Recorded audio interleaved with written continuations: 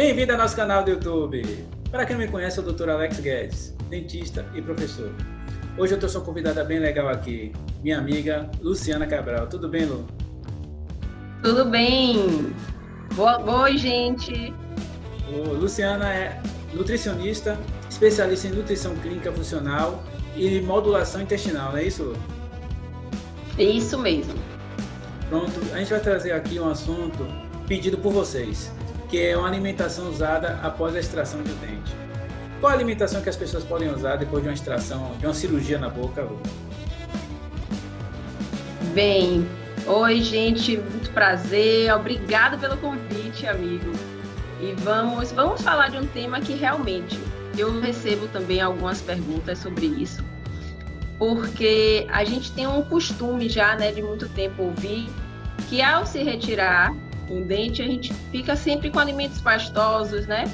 E a primeira informação é alimentos líquidos e pastosos. Frio e natural. E realmente, isso é importantíssimo. Tanto pela questão mecânica de mastigação e também pela influência que tem uma má mastigação na digestão. Então, realmente, preferência é entre consistência líquida e pastosa.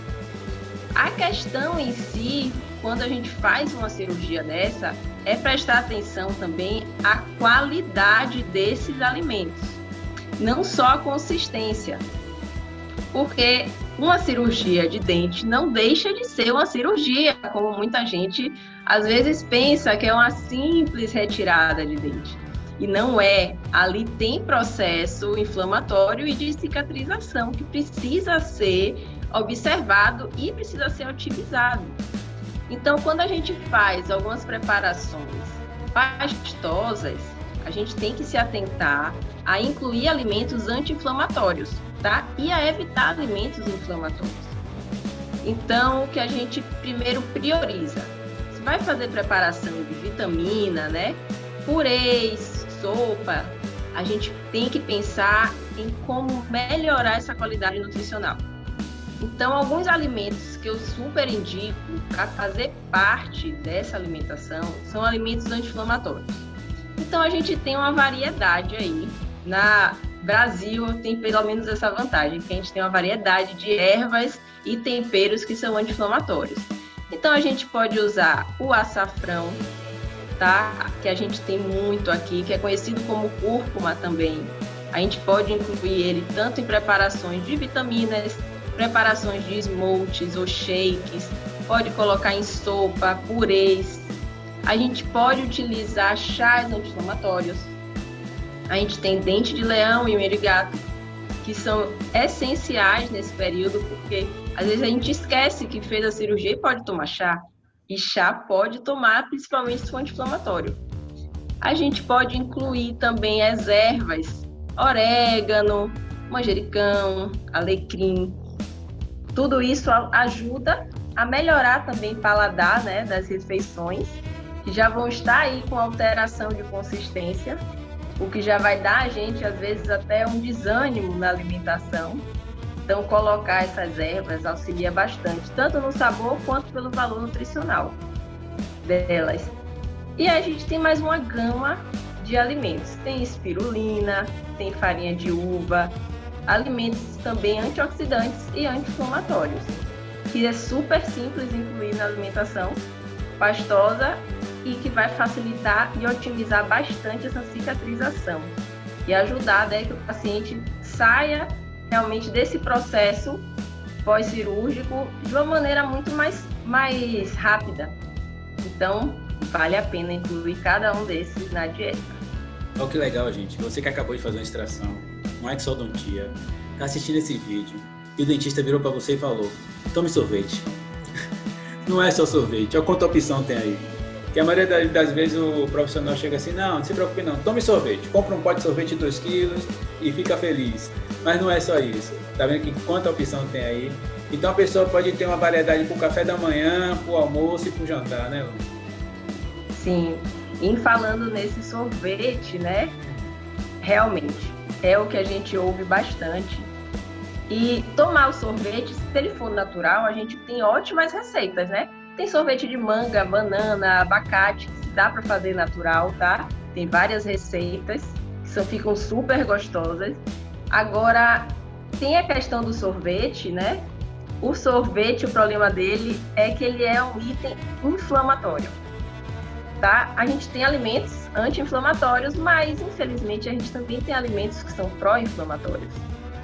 E durante esse período, né, de cicatrização, tem alguns alimentos também que são bem importantes não estarem presentes na dieta, porque eles acabam estimulando muito a produção de histamina, eles aumentam a sobrecarga do sistema imunológico. Então, a gente não pode agora dividir o corpo em fazer 2 processos.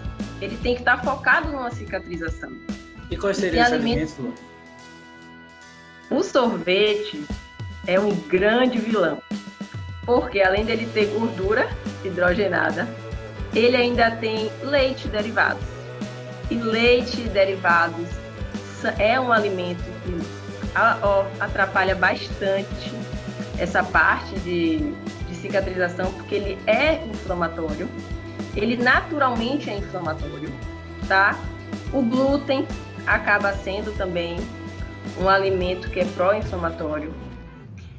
E a gente tem, assim, adoçantes artificiais, né, que tem também no sorvete. Tem a questão dos produtos químicos que são usados e industrializados. Por quê? Porque esses produtos, essas substâncias utilizadas nos industrializados para conservar, né, elas acabam irritando a mucosa intestinal. E mucosa intestinal é onde tem a barreira. Então, a depender do paciente que fez a cirurgia e ele já possa apresentar um desequilíbrio em nível de intestino, ele não vai ter essa seleção sendo tão bem feita. Então, o que acabar sendo absorvido vai estimular o sistema imunológico a combater. Então, você vai estar querendo uma otimização de cicatrização e a nível intestinal, você vai estar recrutando o seu sistema de defesa para combater substâncias que estão vindo de produtos químicos. Então, olhe que distorção a gente fica o dia inteiro, querendo melhorar a cicatrização aqui, mas lá embaixo o sistema imunológico trabalhando excessivamente, tá? Tem alimentos, não tem. E aí a gente não faz essa associação de pensar que vai interferir no tempo de cicatrização, né? A gente não pensa muito nisso.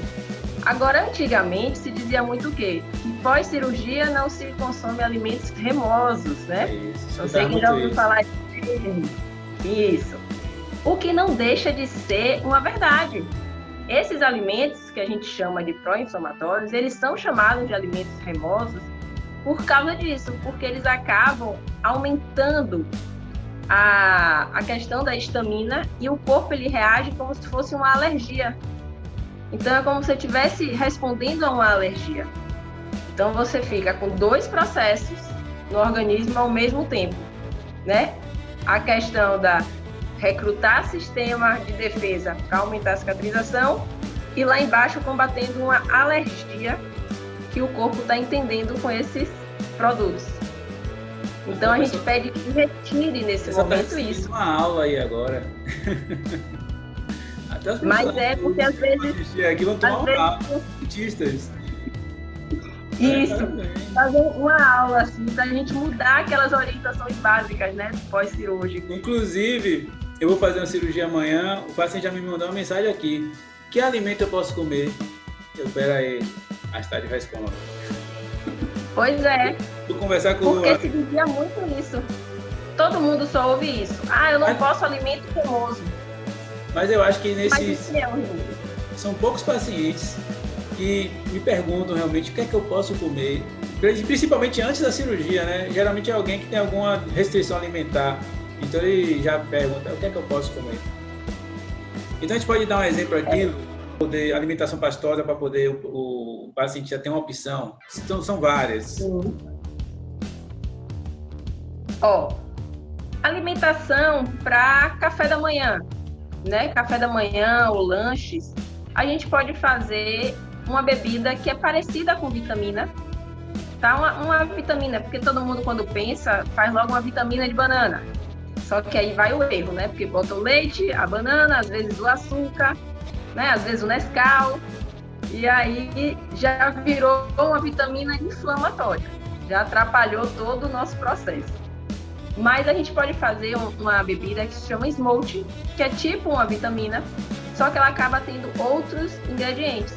Então a gente pode escolher um leite vegetal e não mais um leite de proteína animal. A gente pode colocar abacate, mamão, frutas. Seria o de soja? O de soja não. Soja é inflamatório. Seria amêndoa, castanha. Entendi. São as melhores opções. Soja é inflamatório. É vegetal, mas é um vegetal inflamatório. O corpo ele entende um pouco como alergênico. Então a gente não indica soja, nem aveia. Agora a gente indica o arroz, a castanha e o de amêndoas. Não é obrigado ter o leite vegetal. A gente pode colocar o smoothie com um suco, como se a base fosse um suco, né?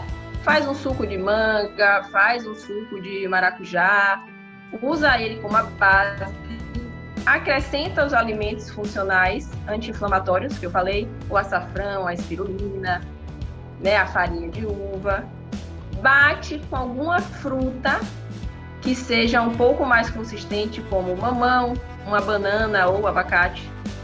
E aí ele fica com aquela consistência cremosa de milkshake. E aí a gente toma como um café da manhã. Ele dá saciedade e vai estar rico em nutrientes, vai ser anti-inflamatório e vai lhe dar saciedade. Muito melhor que uma vitamina de banana pró-inflamatória, que não vai ajudar em nada. Então ele pode ser usado como café da manhã e pode ser usado nos intervalos, nos lanches. Porque como a dieta fica líquida para pastosa, a gente fica um pouco às vezes sem opção, né? Às vezes a gente procura e fica praticamente sem opção de lanche. Aí ele pode ser usado também como lanche. Alguns iogurtes também são interessantes. Agora a questão do iogurte é a gente escolher realmente um iogurte que não seja de proteína animal. Então hoje em dia a gente tem a opção demais de iogurtes veganos. Não é que você precise passar o resto da vida com iogurte vegano, mas nesse momento é interessante passar pelo menos esse período dos 10 ou 15 dias, evitando a questão da caseína, tá? Para a gente poder ajudar nessa cicatrização. Frutas, tá liberado. Então, frutas cortou, amassou um pouquinho, a gente consegue ter uma alimentação bem tranquila. Pode botar aveia por cima, granola. A gente precisa ter atenção nessas fibras, tá? De preferência em farinha ou farelo. Porque assim, utilizar ela em forma de grãos, chia, linhaça, gergelim, né, aveia, tem o risco dele também se alojar no local. Na área cirúrgica, na loja cirúrgica. Então, tudo que for assim, grãos, é interessante que não consuma. Prefira a farinha de linhaça, prefira uma farinha de maracujá, né, a farinha de banana verde, o farelo de aveia, porque aí você garante que você não vai estar deixando esses grãos alojados no local da cirurgia. E aí vem um outro problema. Bem, Lu, e em relação ao almoço, como é que faz? Almoço a gente pode fazer assim, tem duas opções, né? Ou a gente faz as preparações e acaba colocando eles realmente para bater e faz como se fosse uma sopa batida, né? Ou a gente realmente cozinha, coloca em cozimento e deixa passar um pouco o ponto para que fique bem fácil de amassar. E aí a gente vai selecionando os vegetais que tenham maior facilidade, né? Para poder virarem realmente pastosos. Então é interessante que a gente use abóbora, batata, o chuchu, beterraba. Mas faz purê, Mas né? a gente... Isso, para fazer como purê, porque a Mas gente desculpe, consegue amassar. purê vai bota leite no purê, né? Não Eu necessariamente, só né? aprendi de cozinheiro, viu? Isso. Não é obrigatório colocar o leite no purê, porque se a gente deixar cozinhar bastante, basta amassar e ele já fica com a consistência de purê, não precisa. Mas se quiser colocar o leite e fazer a receita tradicional do purê, pode nesse momento substituir o leite pelo leite vegetal. Mas não é algo obrigatório. A gente pode simplesmente só amassar. Então a gente pode utilizar a opção de fazer o prato, o arroz, o feijão, lentilha, né? Grão de bico, ervilha, o que a pessoa já consome normalmente no seu almoço, e bater no liquidificador e fazer aquela sopa batida.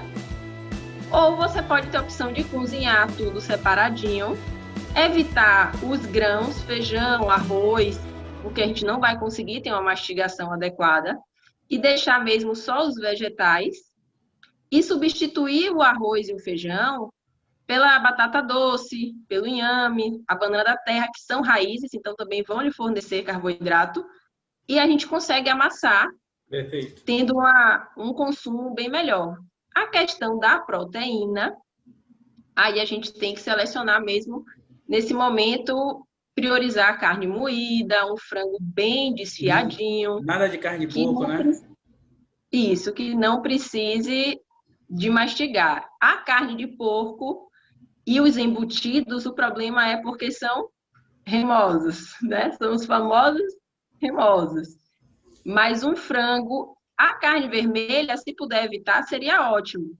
Mas como acaba que, para substituir a carne vermelha, às vezes muita gente tem restrição, né? Fala que não vai sentir que almoçou se não tiver carne. Eu ouço muito isso. Então, a carne moída, tirando os outros e deixando a carne vermelha, a gente consegue fazer tudo bem equilibrado. Também para fazer uma carne de panela, né? Que chama na panela de pressão para a carne ficar bem... Sim, porque ela fica bem molinha, vai se desfazendo. Mas ainda assim, corre o risco de não mastigar direito, acabar engolindo. E quando engole, no estômago, né, ela tem que chegar pelo menos bem quebradinha, porque no estômago não vai ter como fazer essa digestão. E aí, às vezes, atrapalha um pouco.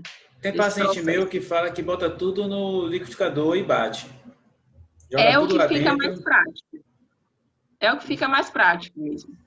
Agora, depende da questão da pessoa, né? Porque tem gente que às vezes tem uma resistência a comer tudo batido, tem a impressão que está comendo sopa de criança, e aí não quer ver os alimentos. Então, colocar para cozinhar bem e amassar acaba sendo uma opção também que deixa um pouco o visual, né? Visualmente fica melhor. E um lanche que a pessoa pode também fazer entre as refeições? Tem alguma recomendação? No lanche a gente pode incluir esses chás, né? Os chás que a gente colocou podem entrar como lanche. Os sucos, então a gente pode bater suco e colocar folhas verdes, né? Utilizar frutas batidas no suco. A questão do iogurte, não tendo proteína animal, também a gente pode utilizar. Frutas tá livre, né? Com exceção, às vezes, do abacaxi, tá? Porque o abacaxi, naturalmente, muita gente já diz que apresenta alergia ao abacaxi, porque ele realmente tem uma quantidade de histamina muito alta, e aí, se a pessoa tiver com a sensibilidade e o sistema imune um pouco sobrecarregado, sente reação, então o abacaxi também, se a pessoa já apresenta um desconforto, né, com o abacaxi, às vezes come, sente que coça um pouco aqui na boca ou no canto da boca, nesse momento não usa. Mas a gente pode fazer receitas, pode fazer os sorvetes, como eu falei, né, sorvete de manga, sorvete de banana, sorvete de abacate, então tem várias opçõezinhas. Às vezes tem para pegar essa fruta e cortar em pedacinhos e fazer uso.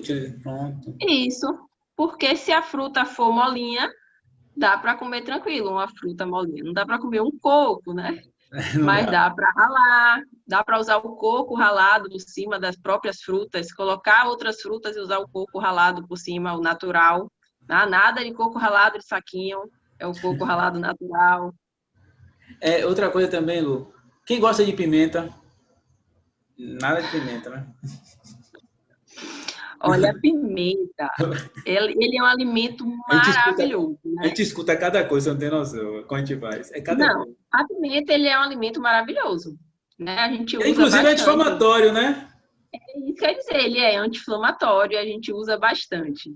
As Só que vai pessoas estar com têm a muito ferida na boca, com medo. a loja na boca, né? Acabou de Isso. fazer a cirurgia. As Então, pessoas têm muito medo porque ela realmente acaba tendo uma reação de arder. Não é que vai estar fazendo uma piora na ferida em si, mas que vai dar um desconforto, vai. Então, é interessante evitar nesse momento, porque vai acabar dando essa sensação de que está ardendo, de que está inflamando mais. Não vai estar inflamando mais, mas vai estar sentindo a dor. Então, não acho que vale a pena, assim. Temos outros anti-inflamatórios. A pimenta pode esperar um pouquinho. ô, Lu, e que É. já falamos de café da manhã, de almoço e no jantar. Já falamos também das refeições, né? Entre as refeições, um lanche. E o jantar, qual é a opção? O jantar, ele é bem parecido com o almoço, tá? Hoje em dia, muita gente confunde, faz o jantar parecendo o café da manhã. Mas vamos aproveitar, então, que está nesse momento, que vai estar só com a refeição pastosa e faz a refeição do jantar como o almoço. Primeiro, porque a refeição entre líquida e pastosa já fica um pouco restrita de calorias, né? Então, a gente já tem essa restrição calórica. E aí, se a gente fizer um jantar com algo muito leve, muito simples, a gente acaba piorando essa restrição. Então, faz o jantar e o almoço parecidos, com preparações com uma boa fonte proteica, com carboidratos, né, com as verduras, os vegetais, e acrescenta também nessa refeição, independente se ela vai ser batida ou se vai ser só amassada, acrescenta azeite extra virgem. O azeite extra virgem é muito bom para essa questão de cicatrização. Tá? Ele é rico em gorduras monossaturadas, então a gente precisa utilizar nesse processo de cicatrização. E aí a gente aproveita e auxilia na questão calórica, para que o paciente também não tenha um débito, né, de caloria muito grande e fique se sentindo fraco nesse período, comendo só líquido e algo pastoso.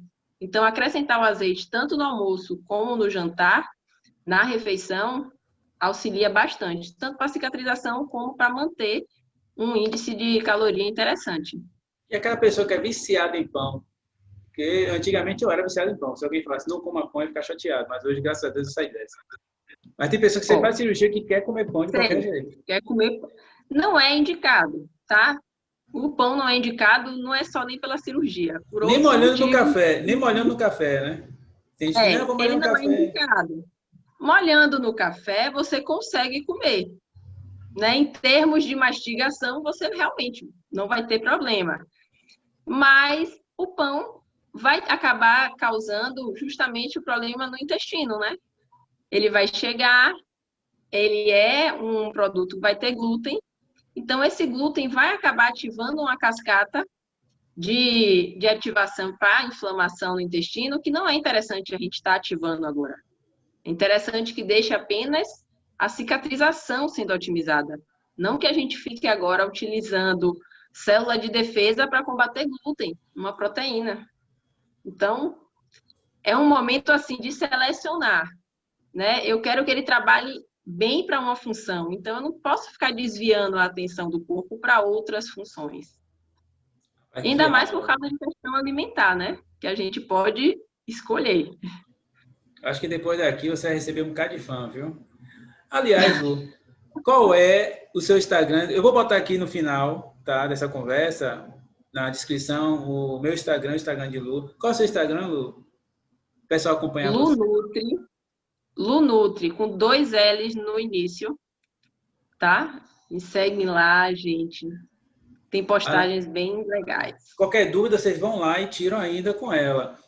A recomendação que a gente fala de líquido de pastosa é porque você está com a cirurgia na boca. Você que está assistindo aqui, provavelmente você fez uma exodontia de um dente normal, uma exodontia que arrancou o dente, né, do siso, provavelmente, ou fez uma cirurgia de implante, ou fez uma cirurgia de enxerto. Então você está com uma ferida dentro da boca. Então qualquer alimento que você vai comer duro vai bater e vai machucar. Então, se fez uma cirurgia de implante, vai bater, vai criar um trauma, vai dificultar a ossa-integração desse implante. Então, tome muito cuidado, siga as recomendações, direitinho que a gente passou, o cuidado de a gente fazer esse vídeo com todo carinho para você. Aí, qualquer dúvida, entre em contato com a gente. Obrigado, Lu. Obrigada a vocês. E qualquer dúvida, podem no direct, eu tiro dúvidas também, viu? E obrigada pelo convite. Nada. E qualquer coisa, só chamar, só avisar. Tá certo, Lu. Até mais. Espero que vocês tenham gostado. Vá lá na descrição e siga a gente aí. Até mais. Tchau.